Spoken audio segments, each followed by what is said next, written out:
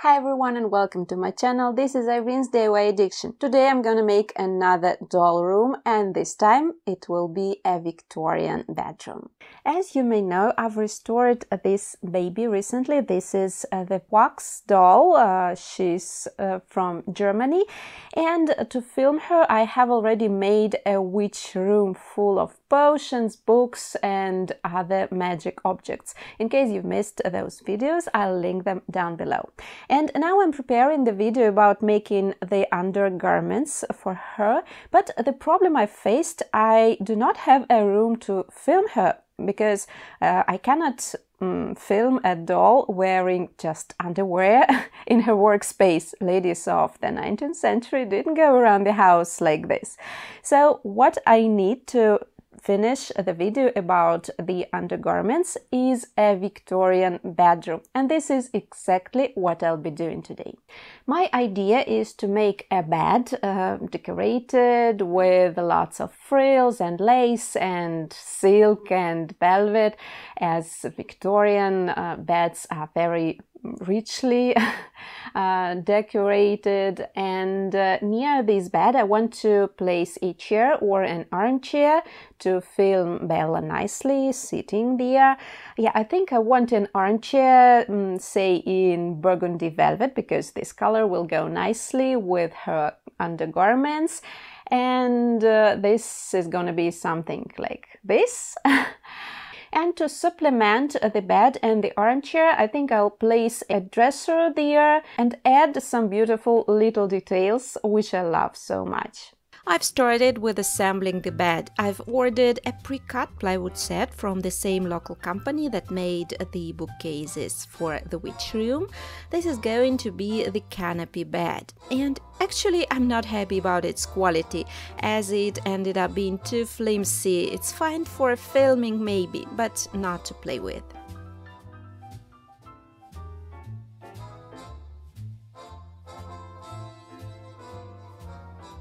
After the bed is assembled, I'm staining it a dark walnut color to make it look really old, and after it's dry, I'm sealing it using shellac varnish. Next, I'm going to furnish it with fabrics, and actually this will be a real headache for me because I'll need to combine lots of different fabrics, which is quite a challenge for me. So I'm going to use this vintage velvet for upholstering the armchair, and therefore I'll need all the fabrics to go well with this one, since the armchair and the bed will be quite close to each other. So I've searched through all my fabric stocks, and what I've found is this very nice burgundy silk, which I'm going to use for making the curtains, I think. Also, I'll be using a lighter fabric for upholstering the inner side of the bed to make some drapings inside. And I'm not sure about the upper part of the bed. I thought I could use these jacquard fabric, but I'm not quite sure because the pattern is kind of big for a doll scaled bed, so I'm still not sure. And the other part of the bed I'm not quite sure about is those little embellishments on the bed. I actually didn't like very much because they are not very vintage looking. So what I decided to do is to make the soft inserts on those parts of the headboard. I'll still need to decide which fabric to use for those inserts, so I'm going to make all the bed furnishings, the curtains, the drapings and everything, and only after that I'll decide which fabric to use for those inserts. I've started with making the curtains. I'm going to wrap the bedposts to hide them completely, as I don't like their look. I've attached a trim along the curtain edges, and to make them drape nicely, I've used my antique pleating machine. I've processed the upper edges of the curtains to make them wavy, and after that treatment you can make nice and even pleats quite effortlessly, which is just amazing.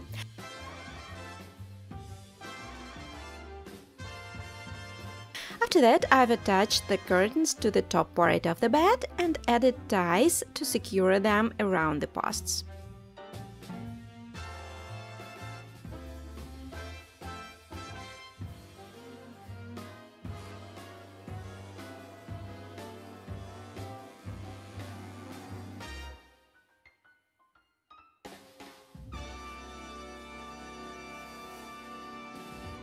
I want to tell you a little more about this little device because I'm sure a lot of you are very curious about this. This machine is called a pleater or a crimper, and I've bought it on eBay. You can find such devices by typing crimper or pleater.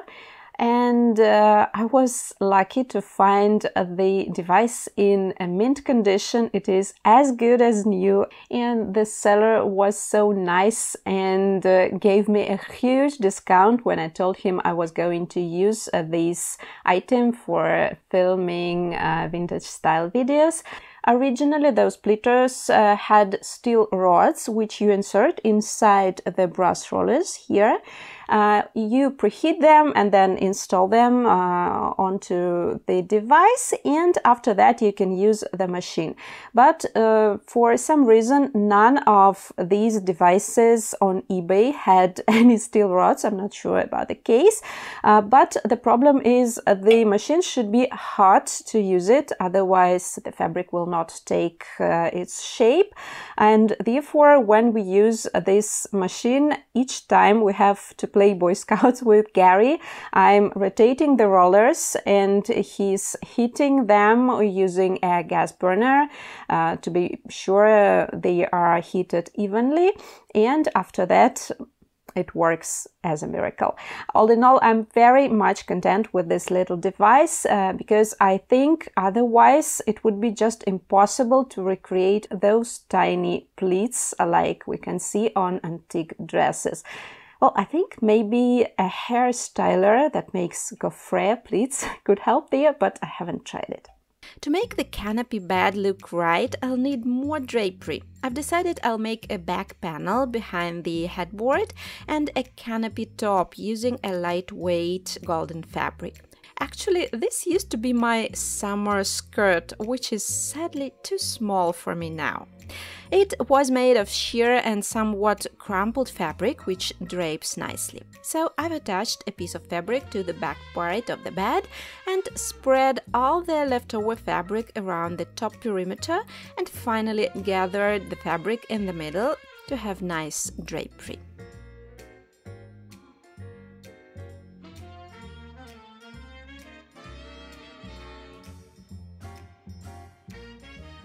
To cover the very top, I've decided to use the jacquard fabric I have shown to you in the beginning after all, as I found no better option. And it is very basic, just a flat top and small skirting around the bed.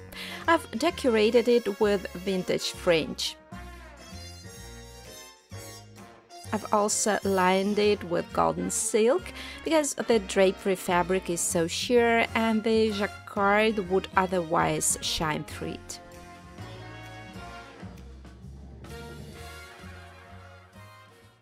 Now the bed drapery is completed and I love how it turned out.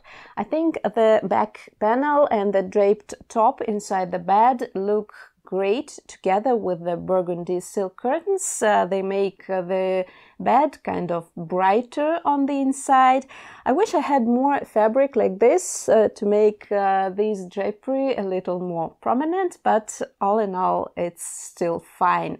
And the top of the canopy turned out perfect. I've made it very simple without any draperies or intricate edges as Victorian beds usually have, but I think as the headboard of the Bed is quite plain with simple lines, therefore they suit together well, and also because the fabric I used is so bright with bold colors, therefore it just doesn't need any fancy drapes or shapes. So now I need to complete dressing the bed to make the bedspread, a mattress and some pillows.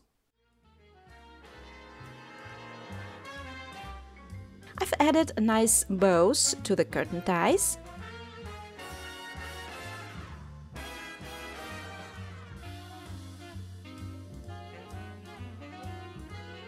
I've decided I want some frills to decorate the bedspread, and I've used the crimper again to make the pleated trim out of the leftover burgundy silk. It was kind of hard to work with as this silk has some elastane in it, so the fabric is very flexible, if you know what I mean. So the pleats ended up being not perfect. And I've attached the pleats to the golden silk, which I think suits the burgundy curtains well. And finally I've made the pillows using the leftover scraps of jacquard, silk and velvet.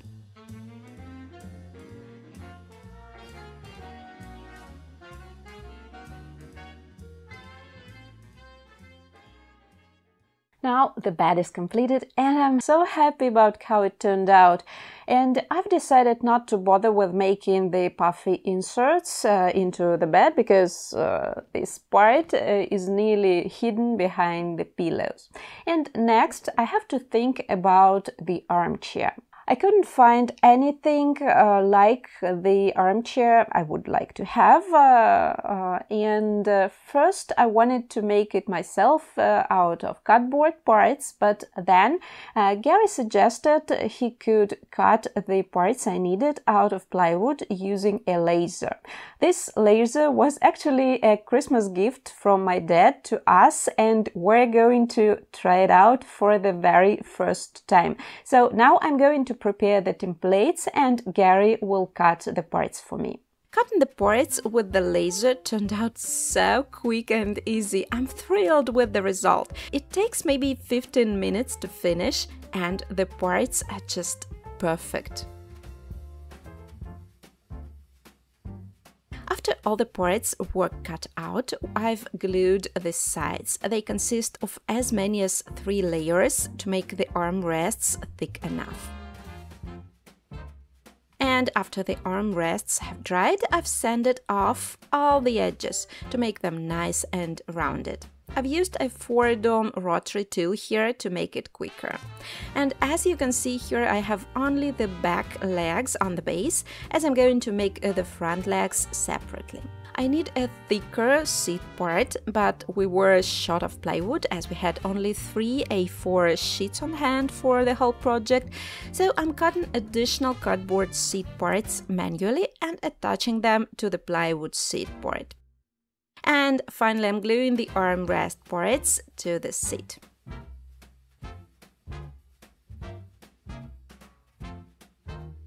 To make the legs, I've glued together as many as 7 layers of plywood.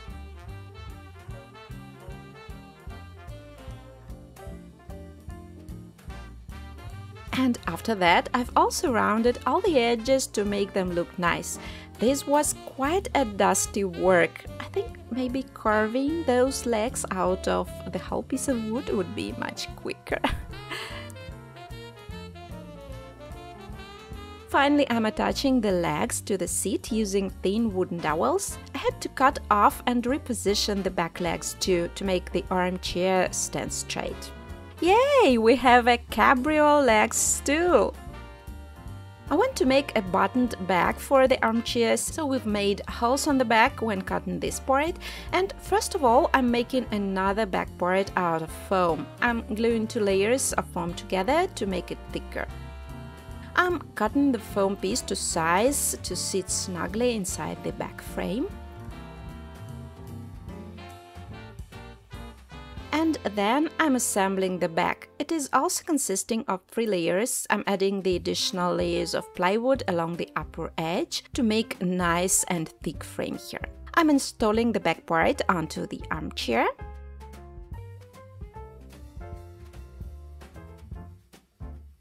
And after everything has dried, I'm sanding all the piece again to make the base nicely rounded everywhere without any sharp edges.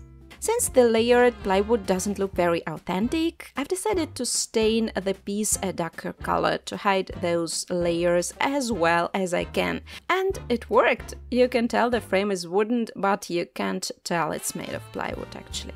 Finally, I've decided to embellish the armchair with carvings. Well, not real carvings, of course. I've made them of wooden composite clay, attached them to the frame and let dry.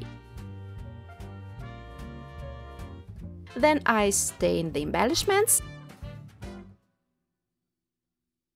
and sealed the frame with shellac varnish.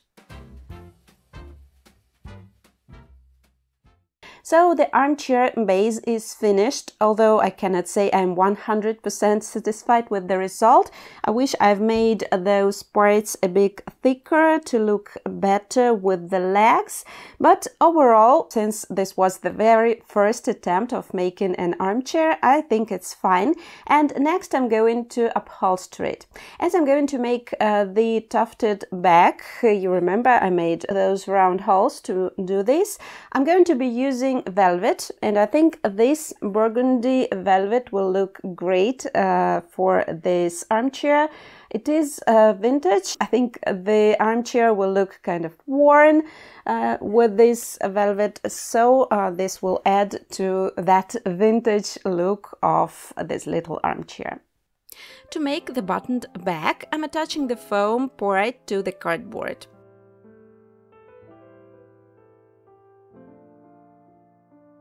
And then I'm piercing the foam with a thick needle through the holes on the back to mark the position. I'm doing this with a liner. Then I'm making the holes in the foam on the front using a punching tool. Actually, this is the technique I used to make a real tufted headboard. And I'm adding more padding to soften the lines. I've decided to tighten the back with a thread without the fabric first to give it a better shape. Looks so nice already. And then I'm covering the back with the velvet fabric I've chosen, and at the same time I'm attaching it to the plywood back.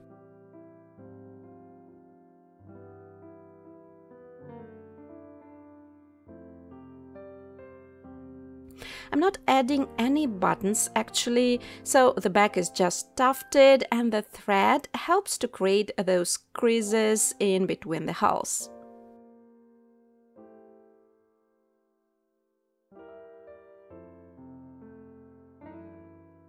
And after I'm done with the tufting, I'm pushing the edge of the fabric in between the cardboard and the plywood to make the neat edging. This is what the cardboard was needed for. Finally, I'm gluing the cardboard to the plywood base, and the hardest part is over. After doing this, the rest is just a child play. I'm making the foam padded parts backed with cardboard and wrapping them in fabric. And then I'm attaching these little pads to the base.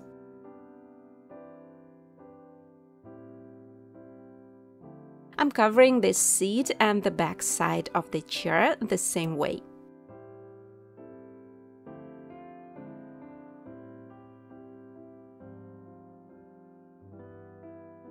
And the last thing to do is to add tiny pads onto the armrests.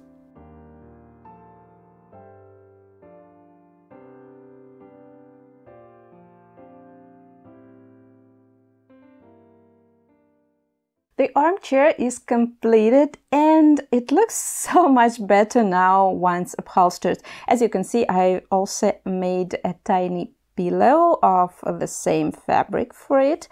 It looks now more rounded, and even the armrest fronts are not so bad because of this puffiness. I just love the tufted back, and actually you can recreate this armchair if you wish using cardboard by gluing together several layers the same way as I did with the plywood. I'll leave you the templates down below in the description box in case you want to do this. And now, when I have the bed and the armchair, I can finally assemble the room. I'm reusing the box for the backing again, and the bed fits its shorter side just perfectly. Here goes the armchair, and I'm adding a carpet in front of it. I'm reusing a dresser I already own, and I'm placing a tiny vase and a couple of doll-scale photo frames. These are real antiques. And to make it look cozier, I'm adding a couple of sconces, decorative plates, and pictures over the armchair. And we're finally done. Well, actually this project was more about trials and errors, as I'm not happy about too many things, mostly the bed and the armchair construction. As I told you, the bed ended up being too flimsy, so probably I'll try making another one someday, with nice carved posts and an ornate frame, as a real Victorian bed should have. I actually loved using the laser for making the parts. I think we'll also make another version of an armchair like this in future, using a real antique chair construction as a base, as I want to adjust a couple of issues I'm not quite happy about. I want it to be more rounded and a little more delicate, and upholstered in floral fabric probably.